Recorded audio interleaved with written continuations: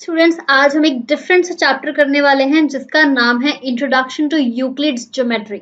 मतलब ज्योमेट्री से लिंक्ड है और यूक्लिड हमारे मैथमेटिशियन थे। चलिए स्टार्ट करते हैं हमारा आज का chapter, that is introduction to Euclid's geometry. तो बच्चों, ज्योमेट्री जो वर्ड है जिसके ऊपर हम ये चैप्टर डिस्कस करने वाले हैं, ये ज्योमेट्री वर्ड बना कैसे है? ये दो वर्ड से बना है।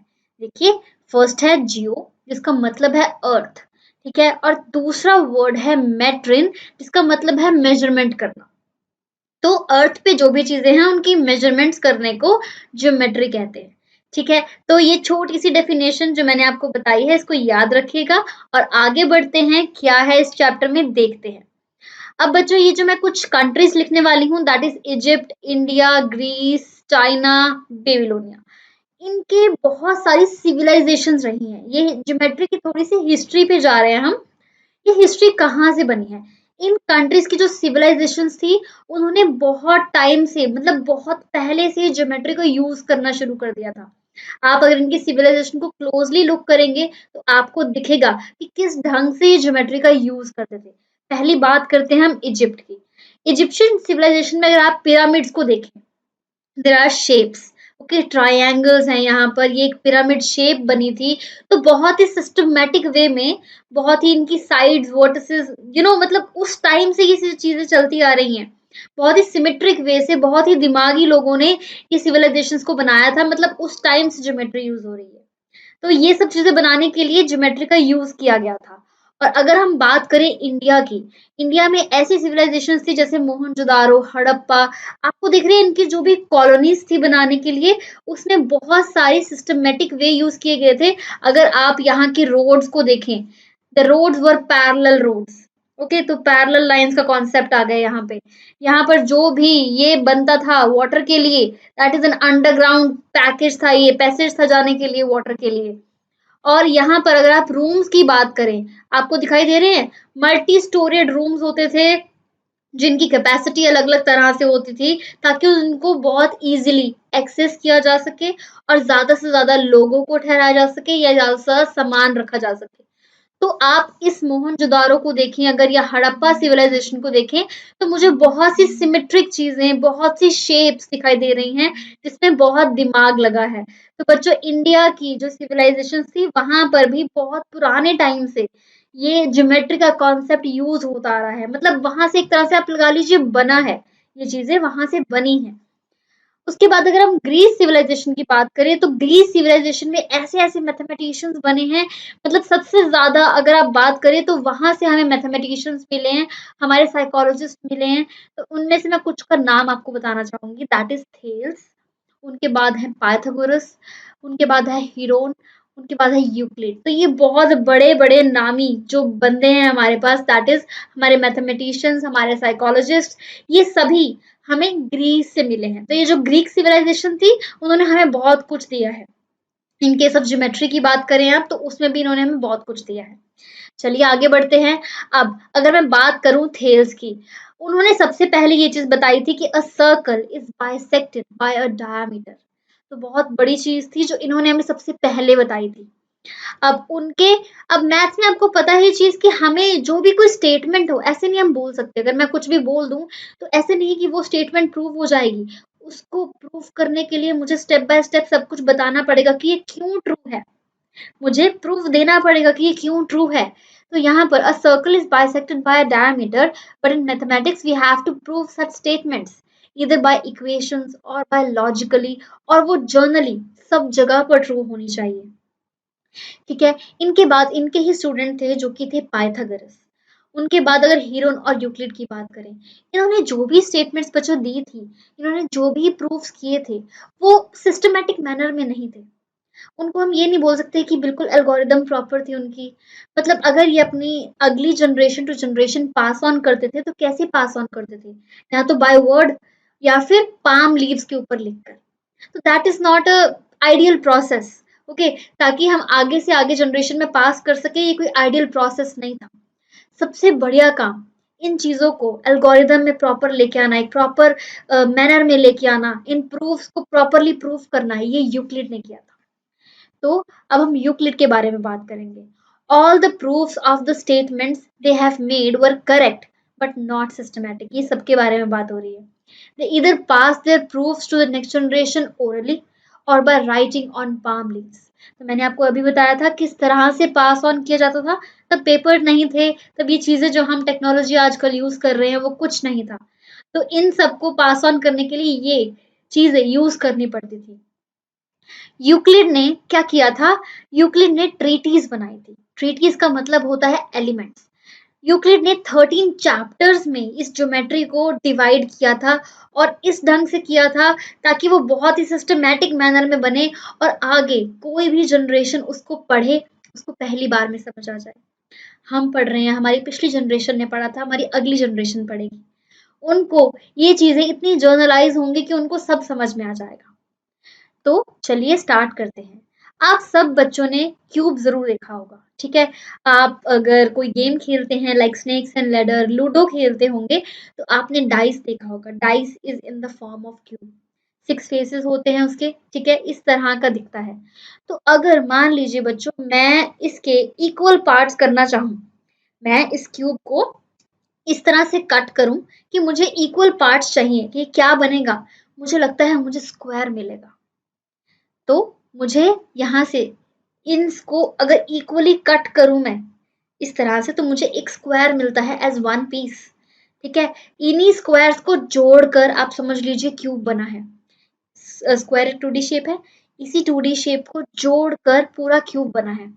अगर अब मैं इसके पार्ट्स करना चाहूँ, एक हमारे पास स्क्वायर आ गया, स्क्वायर के पार्ट्स करना चाहूँ तो क्या बनेगा? आप समझ लीजिए ये लाइन बनेगी, बहुत सारी लाइंस को जोड़ के स्क्वायर बना है। तो यहाँ पर मेरे पास लाइंस आ गई। तो आई होप आपको समझ आ रहा है, ये है क्यूब।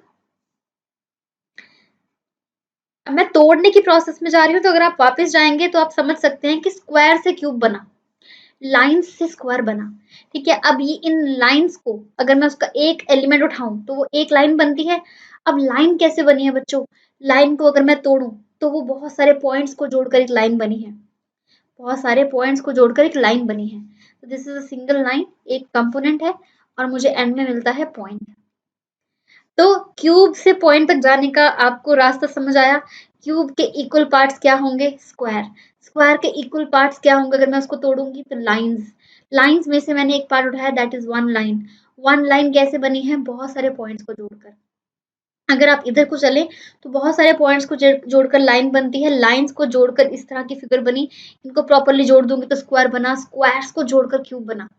आई होप आपको ये कैसे मैंने पाथ बनाया है क्यूब से लेके पॉइंट तक और पॉइंट से लेके क्यूब तक समझ आया होगा। तो चलिए अब हम क्या करने वाले हैं, हम कुछ डेफिनेशंस पे फोकस करेंगे। सबसे पहले पॉइंट से शुरू करते हैं।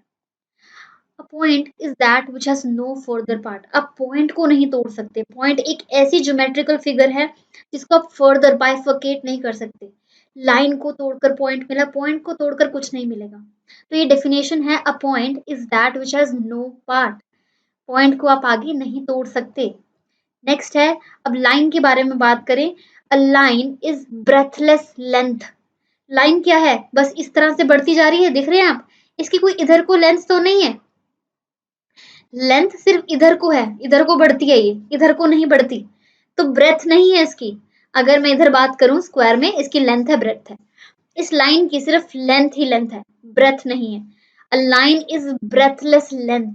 आई होप आपको समझ आएगा। मुझे तो इन सबको पढ़ के एकदम दिमाग ऐसा हो जाता है कि ये क्या लाइंस बोल दी इन्होंने। दैट इज रियली बेसिक और यहीं से चीजें बनी हैं। नेक्स्ट है, the ends of lines are points. अगर आप लाइन के एंड्स को देखें, अगर आप पहुंचते हैं तो दे आर पॉइंट्स। लाइन बनी ही पॉइंट से। तो हम ये भी डेफिनेशन ट्रू है, the ends of lines are points. चलिए आगे चलते हैं।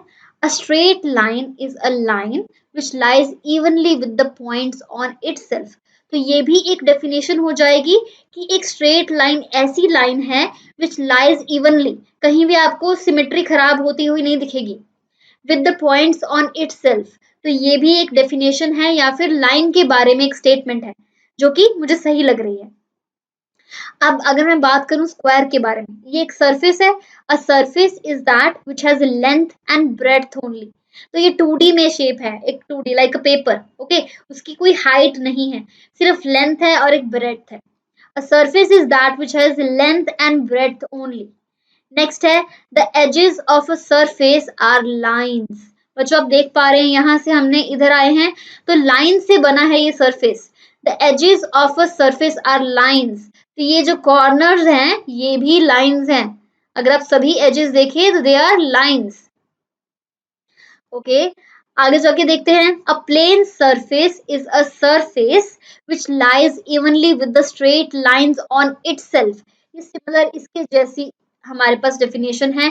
प्लेन सरफेस कैसा है कि इवनली जो लाइन स्प्रेडेड हैं उनको जोड़ के बना है। ठीक है, तो यहाँ पर आप देख पाए बिल्कुल सिमेट्रिक फिगर है ये।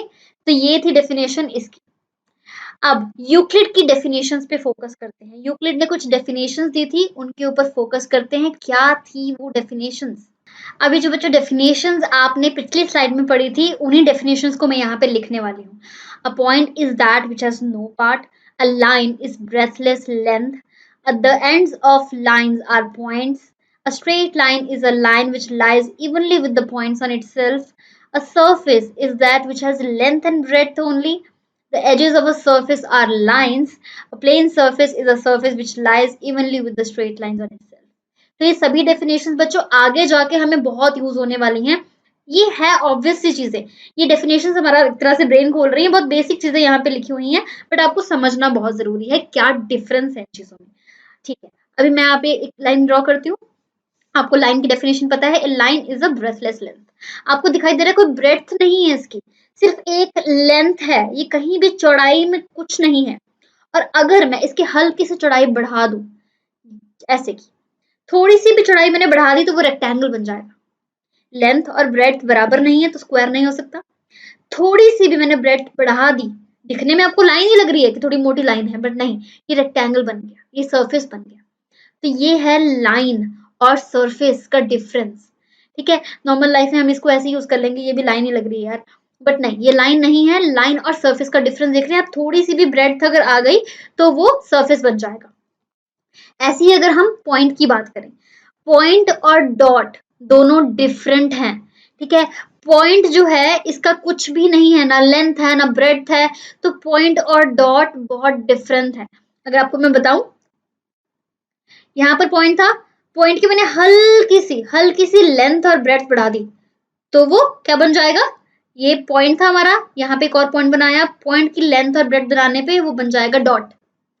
हम नॉर्मल लाइफ में डॉट और पॉइंट को एक ही तरह से काउंट करते हैं, बट मैथ्स में डॉट डॉट है, पॉइंट पॉइंट है। डॉट के पास कुछ डायमीटर है, कुछ रेडियस है।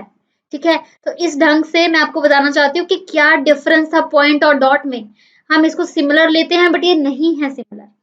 तो आपको पता है point is that which has no part, इसका कोई भी पार्ट नहीं है, इसका ना लेंथ है ना ब्रेड्थ है, बट इसका रेडियस डायमीटर है। ठीक है, ऐसे आप और भी बड़े बना सकते हैं डॉट्स, बट वो रहेंगे डॉट्स ही, बट उनका रेडियस चेंज हो जाएगा। ठीक है, उनका रेडियस डायमीटर चेंज हो जाएगा।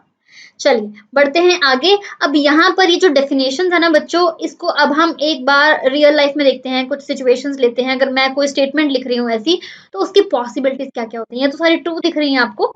अगर नॉर्मल लाइफ में देखें तो मान लीजिए एक स्टेटमेंट लेते हैं, that is today is very hot. ठीक है, अगर तो बच्चों ये हमारे पास ट्रू, मे बी और फॉल्स तीन आंसर्स आए, इनमें से क्या सही है? Today is very hot true होगा कब? जब समर्स चल रहे होंगे। समर्स में ये स्टेटमेंट ट्रू है, टुडे इज वेरी हॉट। ठीक है, 40 डिग्री सेल्सियस टेम्परेचर चल रहा है, today is very hot true. But अगर यहाँ पर विंटर्स चल रहे होंगे तो today is very hot false हो जाएगा, today is very hot false हो जाएगा। और अगर मॉनसून चल रहा है तो बीच में कभी हॉट होता है कभी कोल्ड होता है, तो मे बी हॉट। ओके, तो यहाँ पर मे बी वाली स्टेटमेंट दे सकते हैं, दैट इज प्रोबेबिलिटी कि हो सकता है। तो ट्रू, फॉल्स, मे बी, तीन पॉसिबल आंसर्स हो गए एक सिंगल स्टेटमेंट के। बट अगर मैं मैथ्स में बात करूं तो मैथ्स में ये मे बी वाला ऑप्शन नहीं होता, या तो कोई चीज ट्रू होती है या फॉल्स होती है। मैथमेटिकल स्टेटमेंट्स का यही एक फंडा है कि या तो वो सही है या वो गलत है। अगर गलत है तो आगे डिस्कशन खत्म हो जाती है, अगर वो ट्रू है तो आगे हमारे पास डिस्कशन है कि वो जो ट्रू है वो ट्रुथ है यूनिवर्सल या ट्रुथ विद प्रूफ।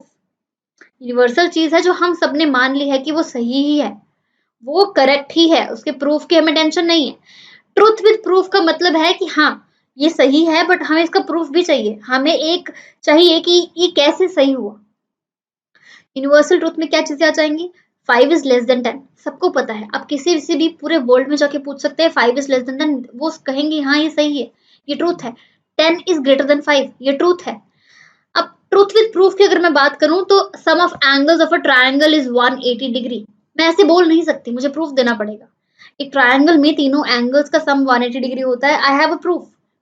तो ऐसे ट्रूथ विद प्रूफ होते हैं और यूनिवर्सल ट्रूथ आपको मैंने बता दिया। अब ट्रूथ विद प्रूफ आपको समझ आ गया। अब यूनिवर्सल ट्रूथ के बारे में हम इस चैप्टर में बात करेंगे। ट्रूथ विद प्रूफ आप पूरी ज्योमेट्री पढ़ी है, आप इसी के बारे में बात करेंगे कि ट्रूथ विद प्रूफ होता क्या है, कोई हमने स्टेटमेंट दी है उसका प्रूफ क्या होगा।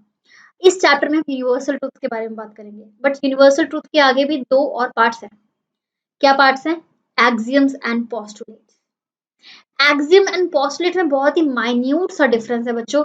पोस्टुलेट्स जो होते हैं ना वो हमारी ज्योमेट्रिकल मैनर में काम आते हैं। एक्सियम्स जो होते हैं ना वो ज्योमेट्रिकल में भी बट नॉन ज्योमेट्रिकल में भी और पार्ट्स में काम आते हैं। मैं आपको एग्जांपल देती हूँ फिर समझ आएगा। If A and B are the same, कोई शेप की बात नहीं हो रही है, जनरल बात हो रही है। If A and B are the same and if C and D are also the same then A plus B is the same as C plus D. A और बी सेम है, C and D भी same है, तो वो बोल रहे ए plus B same होगा सी plus D के। ऐसे ही पोस्टुलेट की बात करूं अगर, if B point is drawn on line segment A B, अब देख रहे हैं यहाँ पे क्या आ गया, ज्योमेट्रिकल फिगर्स आ गई। Then A C is the sum of A B and B C, A C is equal to A B plus B C. यहाँ पर आप जर्नली नहीं बोल सकते किसी भी चीज के लिए, किसी दो चीजों के लिए। यहाँ पर आप लाइन सेगमेंट की बात कर रहे हैं तो लाइन सेगमेंट की ही बात कर रहे हैं।